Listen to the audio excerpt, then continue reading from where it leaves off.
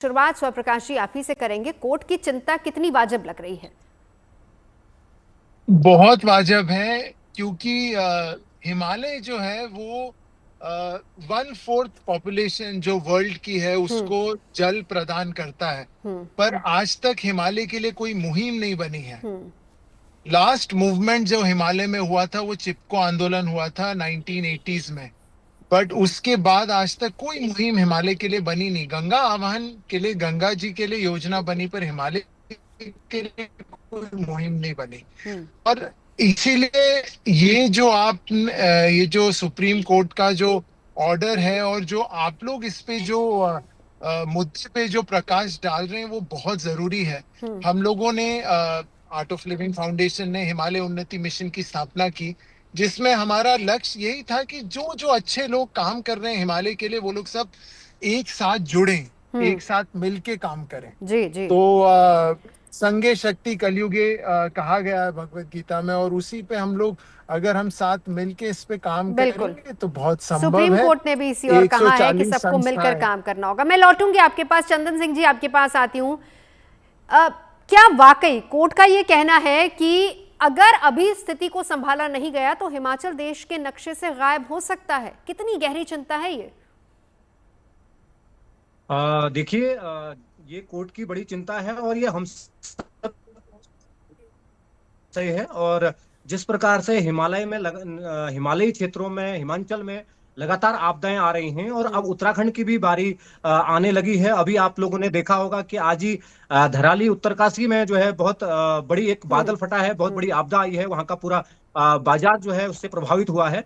तो इस प्रकार की घटनाएं अब उत्तराखंड के कई इलाकों में आने लगी हैं। और हम्म। मैं अभी कल की बात करूं तो नैनीताल के कुछ क्षेत्रों में भी इस प्रकार की घटनाएं हुई हैं।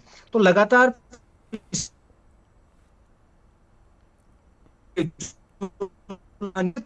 सर मैं लौटती हूँ आपके पास, शायद कुछ नेटवर्क प्रकृति का इशू हो है रहा वहां है, पर। खासकर हिमालयी राज्यों हम्म। का जो अनियंत्रित दोहन हो रहा है हम्म। उस बिल्कुल। जी। हाँ, अपनी बात पूरी कर लीजिए।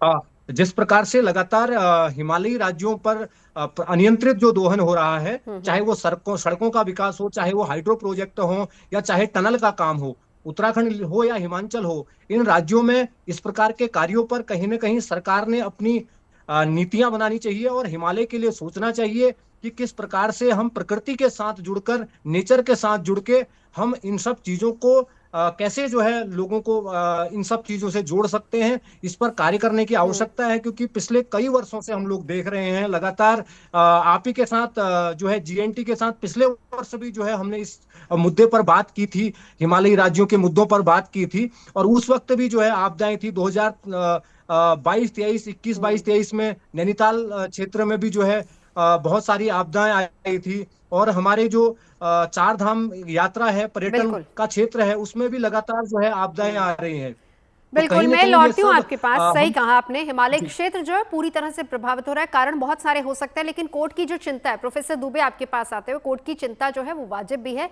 हमारे दोनों पैनलिस्ट समझा चुके हैं वाजिब क्यों है। लेकिन दूसरी सबसे बड़ी बात सर, हिमालय राज्यों की बात हो रही है, लेकिन यहाँ पर खास तौर पर फोकस हिमाचल प्रदेश पर है। आपको अगर याद हो, जो उत्तराखंड में त्रासदी आई थी उसके बाद बहुत सारे काम किए गए वहां पर। कितना अलग है हिमाचल और उत्तराखंड का पहाड़, और कोर्ट की चिंता हिमाचल को लेकर ज्यादा है?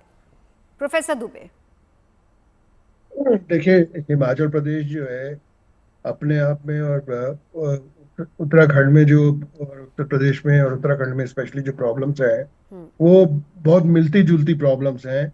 लेकिन क्योंकि हिमाचल प्रदेश जो है टुवर्ड्स वेस्टर्न साइड में ज़्यादा है, वहाँ पे जो है गर्मी जो है, जो ग्लोबल वार्मिंग है उसका इफेक्ट कुछ ज़्यादा पड़ता है, क्योंकि यूरोपियन और तरफ की जो इंडस्ट्रीज हैं और इस तरह से जो हमारी इंडस्ट्रीज हैं उनका इफेक्ट वहाँ ज़्यादा पड़ता है।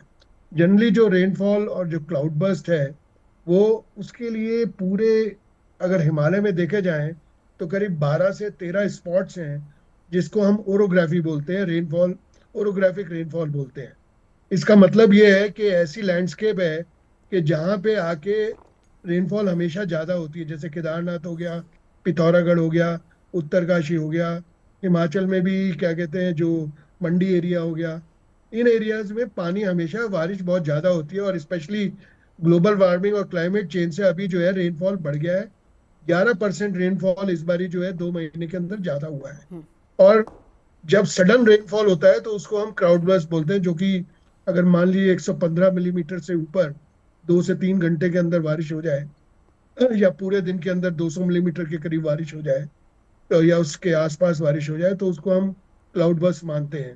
तो ऐसे क्लाउड बर्स्ट की संभावनाएं बढ़ गई हैं क्लाइमेट चेंज से, और उससे जो स्पेशली जो अर्बन एरियाज हैं वहां पे इफेक्ट्स ज्यादा हो रहे हैं। अर्बन एरियाज की जब मैं बात करता हूँ तो ये अर्बन एरियाज काफी उन ओरोग्राफिक रेनफॉल एरियाज में है, और उसके ऊपर हमको पूरी एक डिजास्टर मैनेजमेंट प्लान बनानी पड़ेगी।